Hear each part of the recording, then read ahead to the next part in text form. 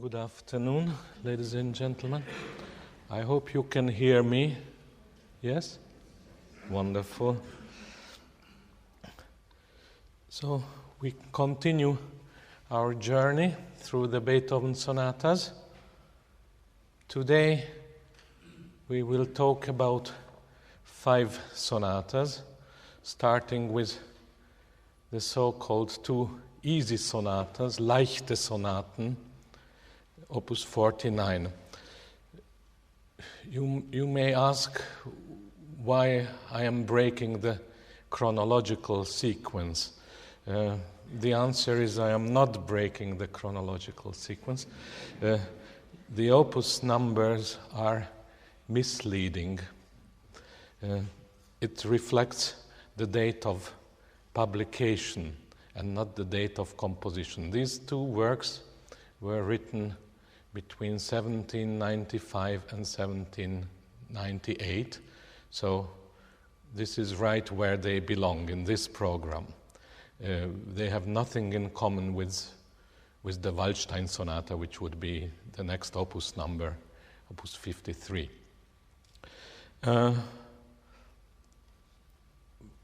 Most of you who play the piano or took piano lessons will be intimately familiar with these wonderful little pieces.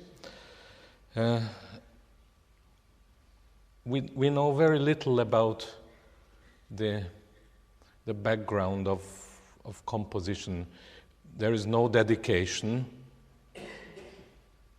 for these sonatas, so we do not know what Beethoven's purpose was, but I do assume that there is a certain pedagogical purpose here.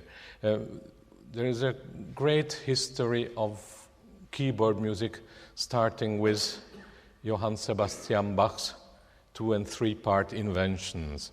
Then all those wonderful little pieces that Mozart composed as a child. And later, Robert Schumann's album for the young. These are wonderful introduction to keyboard music and to the art of piano playing and to the art of composition. And Beethoven had no children himself, but of course he later had Karl, his nephew, and I'm sure that in the Viennese circle of aristocrats to whom Beethoven frequently composed, there must have been many musical children around. And he must have had this in mind.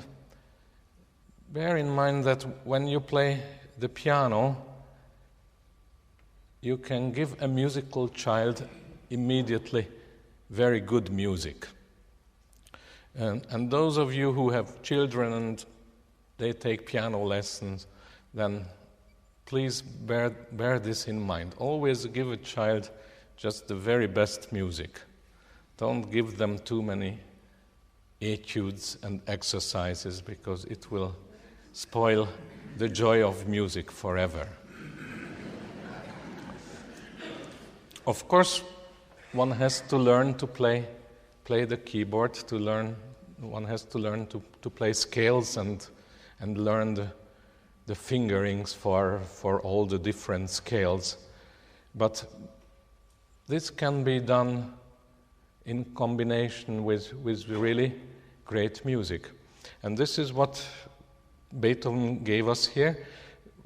If your child is musical, then she or he can play these pieces after maybe 2 or 3 years of studying the keyboard. Just imagine how many years of taking violin lessons it will take until your child will be able to play the first Beethoven violin sonata.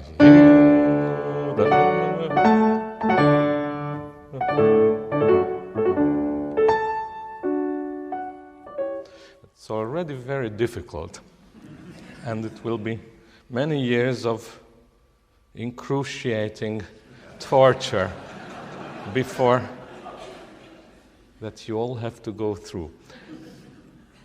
So, let's examine this first sonata, G minor, Opus 49, number 1. And it's in 2 movements. This is a model of Joseph Haydn. Haydn has many piano sonatas in 2 movements. Mozart has none. They are all in 3 movements. Among the Mozart violin sonatas, we find pieces with 2 movements, but not among his piano sonatas. And if I play for you the beginning of Haydn's G minor sonata, it's in the same key, and it starts like this.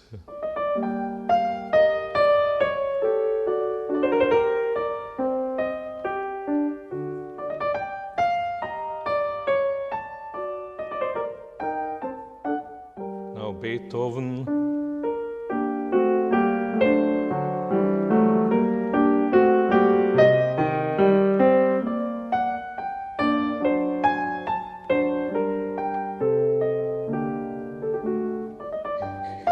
And then Haydn. So I'm just showing this because Beethoven said that from Haydn you couldn't learn a thing. So there it is.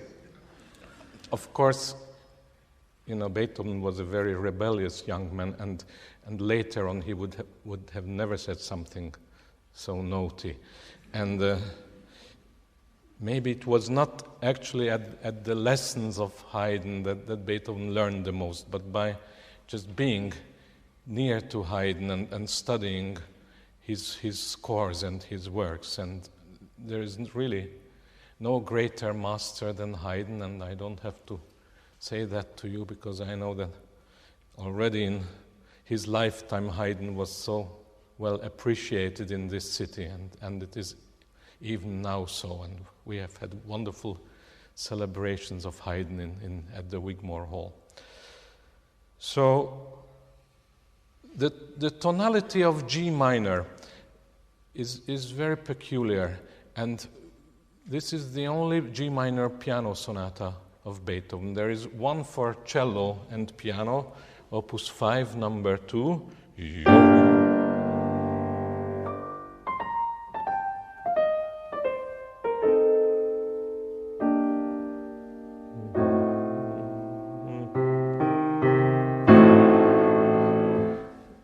This is a very, very dark, very, very grave piece of music.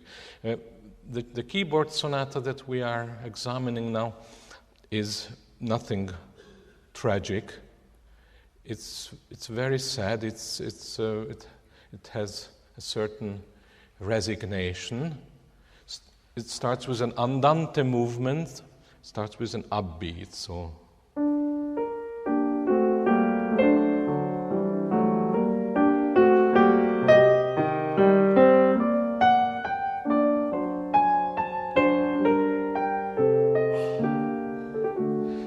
Always this singing quality, the cantabile style of playing.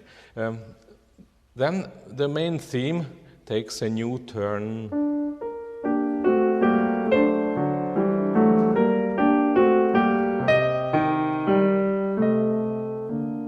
And we are already going in a new direction towards the parallel major, G minor and B flat major.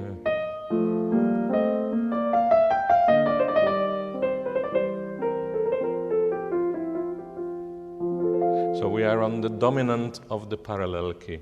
Then comes a new theme.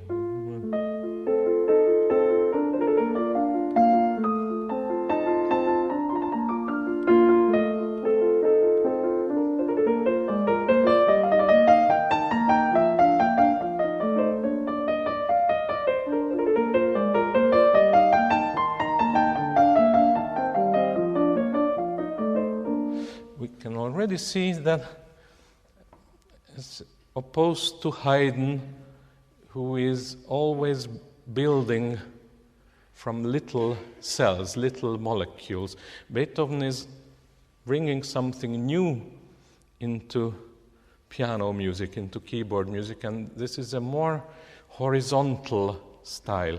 He's using very long legato phrases, several bars long. If you look at a Haydn or a Mozart score, those composers are much more pragmatic. You see very short slurs, maybe maximum a bar long, or even shorter ones. And this shows you also the articulation. They are also more composers for string instruments.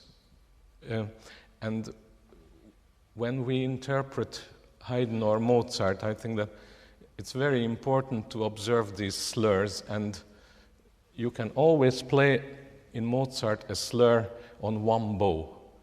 You never have to change it. Today, string players often change bows unnecessarily because they want to make a big sound.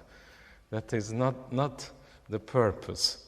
I think it is quite criminal to break a Mozartian slur.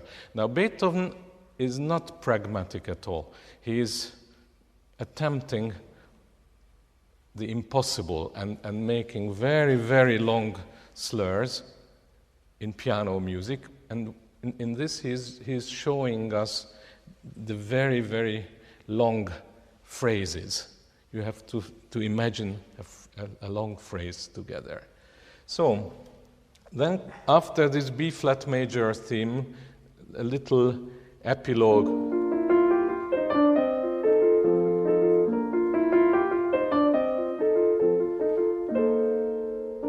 And all the three themes of this exposition are closely related. Then the exposition will be repeated, and now we come to the central section, the development section, where we get the first forte. This is a light sonata, a little sonata, so don't expect here gigantic dynamic contrasts. Sometimes I get criticized that I don't do enough contrasts in these sonatas because there aren't great contrasts in these sonatas. This is not the Hammerklavier sonata. This is not the Appassionata, and I think it would be completely wrong to make an elephant out of a little bird. So I finished the exposition now. Now the development.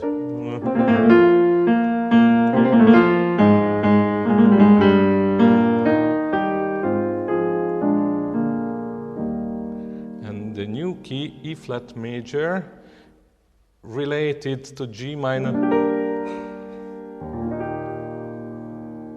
And to the parallel key, there is a dominant tonic relationship. Also, these trills are new, and they are quite dramatic, not enormously dramatic. And also when Beethoven uses a unison, it has a rhetorical element, a speaking element. So he wants to emphasize something.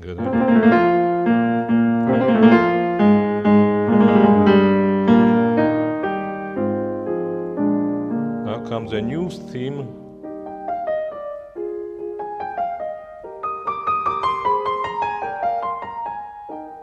And the variation of the same.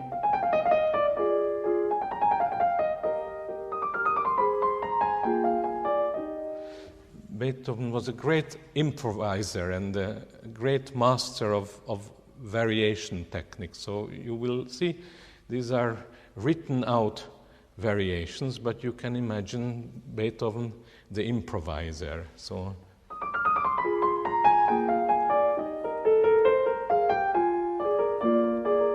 now he's using this epilogue theme.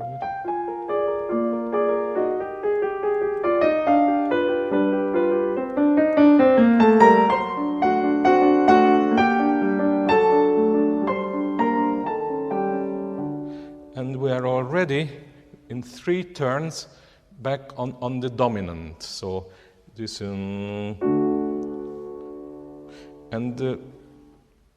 all of you who are musical, you will feel that we are on the threshold of coming home. And this is the wonderful thing why I think the sonata form is one of the great inventions of mankind, because you can express so much in so little time, and you can show dramatic conflicts.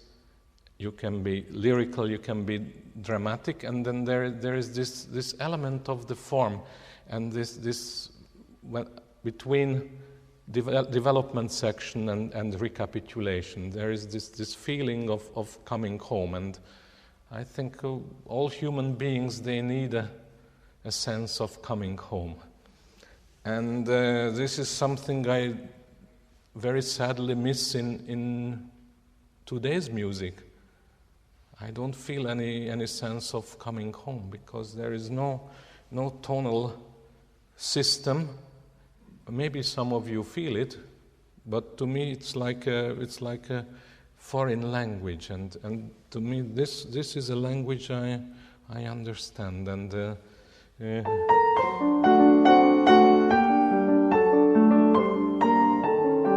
dominant,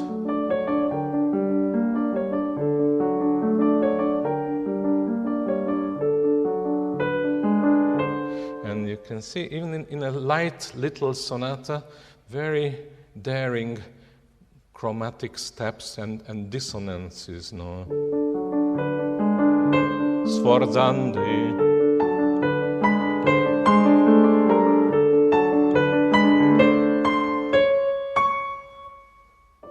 He makes a crescendo and then a subito piano. This is also typical for Beethoven, that he does not prepare the dynamics. The dynamics are achieved with an element of surprise. By the way, when I come to the next sonata, then it will be even more surprising that Beethoven, who later marks his scores quite meticulously, there are very few instructions in these two sonatas as far as the dynamics and the articulation is concerned. But here he writes a crescendo and a subito piano.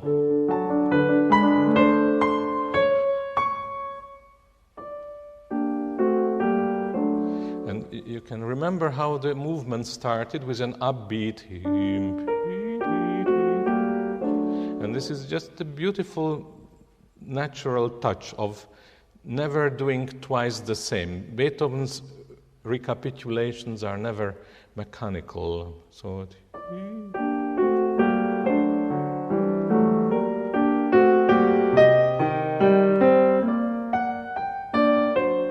this is identical.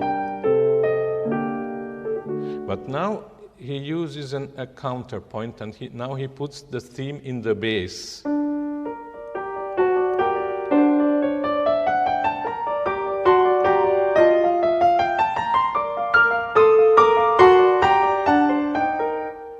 Again, forte and subito piano.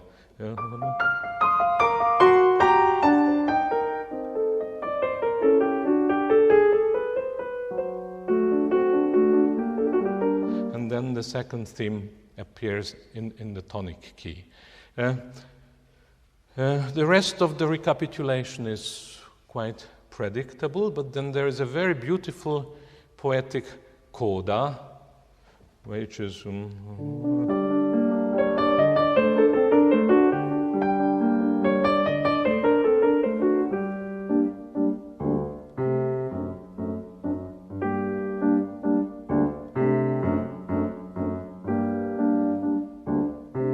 pianissimo.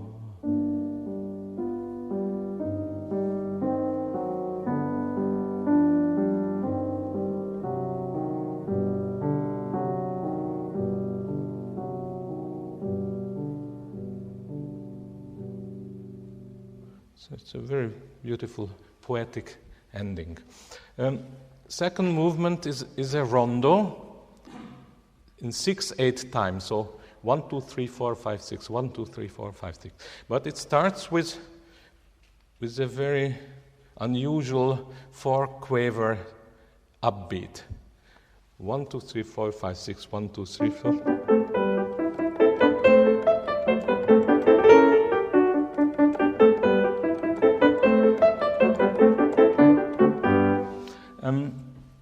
It's quite cheerful and funny in a way. Beethoven is a great master of humor, and it's very difficult to interpret this theme that the listener understands where the downbeat is, without really being too didactic. So if you start to say Ludwig van Beethoven, then you will get it. So Ludwig van Beethoven.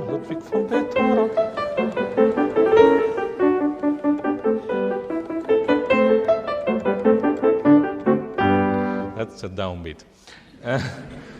Then comes a new phrase with a half close.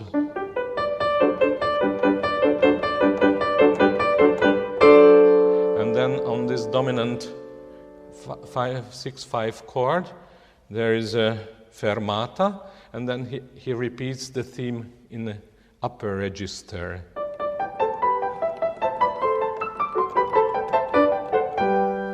Then comes the minor episode, forte and more dramatic, again in unison.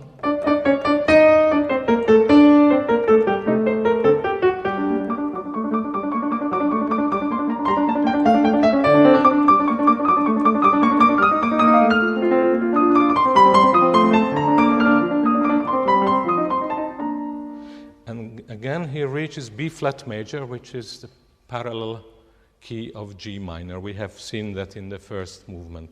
And now comes a very beautiful new theme, which reminds me very much of Mozart, with whom Beethoven has very little in common. But you will see what I mean.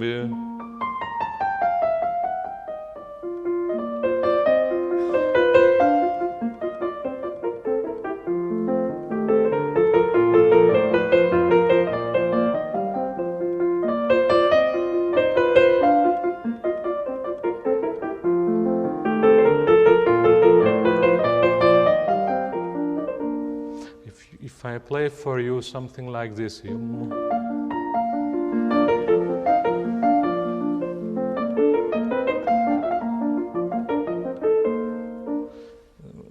I feel a close, not resemblance, but something very Mozartian. And then these beautiful harmonies in the Beethoven Sonata.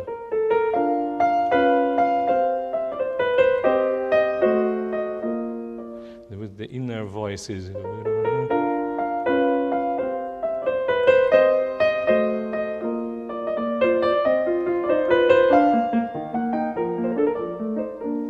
Then again, back to the minor.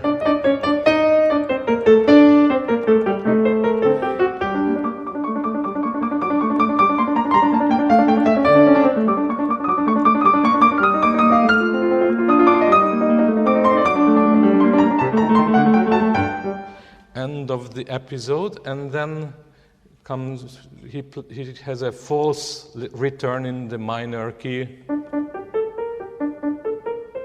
But just like a quotation, and then back to the major. Yes. And then, even in this very light sonata, and an easy sonata, but I think this movement is a little difficult for children.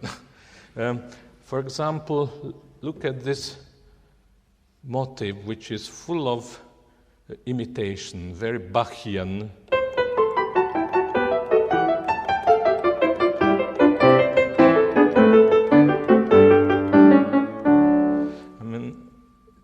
If your child has played a lot of Bach, then it's no problem.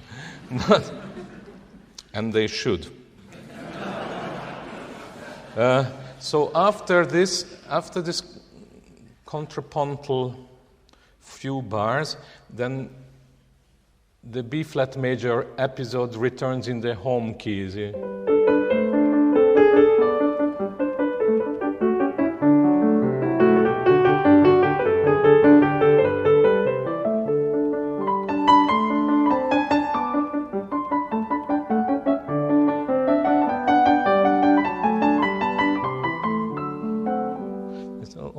there's a new melodic touch. It's very, very beautiful. And then just a little coda. Then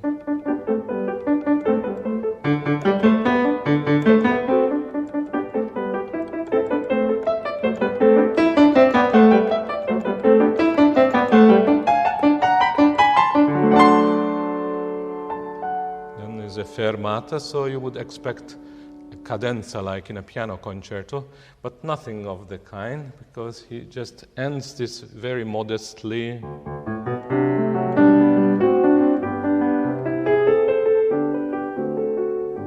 And the piece should be really finished here, but now comes a few motifs of what I would call a Swiss Yodel motif.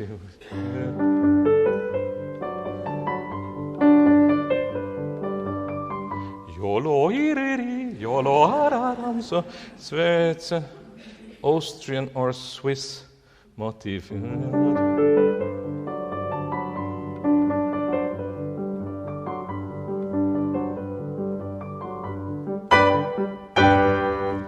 That's it.